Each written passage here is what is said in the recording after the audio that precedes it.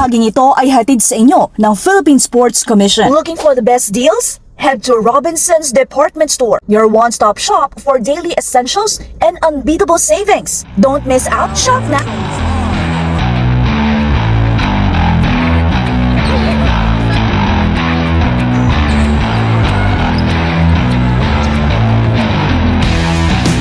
Bata pa po ako, talagang yung family namin is aktibo po talaga sa paglalaro ng basketball. And then nung high school po ako, naging varsity po ako. So naisipan ko po na maiba naman. Kumbaga, sawa na po ako sa paglalaro kasi yung height ko is hindi naman ganon ka taas, ganon kalaki para makapasok pa sa mga malalaking liga. Doon pa rin po ako naka-align sa basketball pa rin po. Pero officiating na po. Dahil sa babae yung pumipito, napapakalma sila. So yung mga babae naman, hindi naman sila ganun ka-aggressive na sa mga refereeing babae.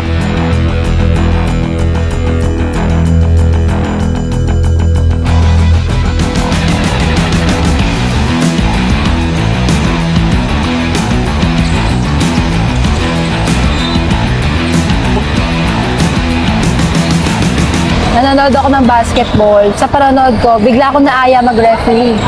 Ayun, eto na ako ngayon. 2 years na ako sa officiating. 2 years na officiating. Dalawa po, mas pipiling ko rin talaga mag-referee. Kasi sa basketball, parang medyo mas mahirap. Unlike sa pagre-referee. Kasi sa referee, minsan may pahinga ka. Pero sa basketball, although kailangan talaga defense Defense nila. Medyo parang batak ko, hindi ko kaya. Lalo na minsan pasain ako. Siyempre, ang basketball is physical game, di ba? Parehas naman po tayo ng inaaral na rules, pero ang pinagkaiba lang talaga, siyempre, pag referee, ikaw yung napito, pag lalaro ka naman po ng basketball, syempre, dribble, iba po. Pero yung rules is same lang naman po. Mahirap talaga siya mag-referee, pero pag gusto mo yung ginagawa mo, yung pagod, less na lang eh.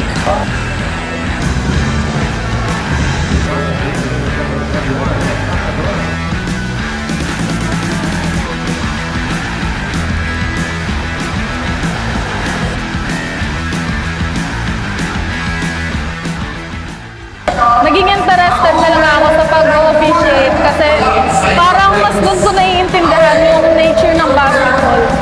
So, para sa akin, mas madaling mag-officiate kaysa mag-referee. Syempre, ang pinakamahirap dyan is yung paano mo i-maintain yung emotion mo. Kasi dapat kapag referee ka, yung emotion mo dapat hindi siya kasama sa trabaho mo. Syempre, yung mga babae, kilala being emotional talaga. So yun, para sa akin, ngayon talaga yung mahirap.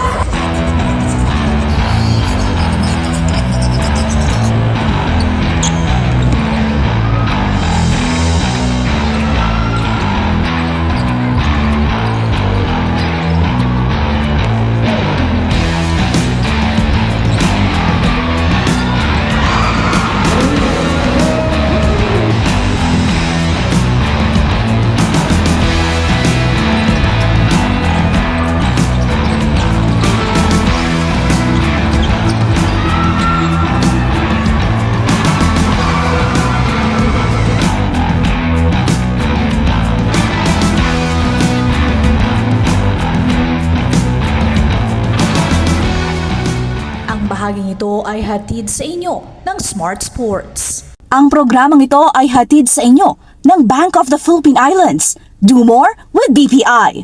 Waterproofing o sealant ba ang hanap mo? Sa German technology ng Sista, protektado ka hanggang 10 taon. Yan ang tapal na tatagal.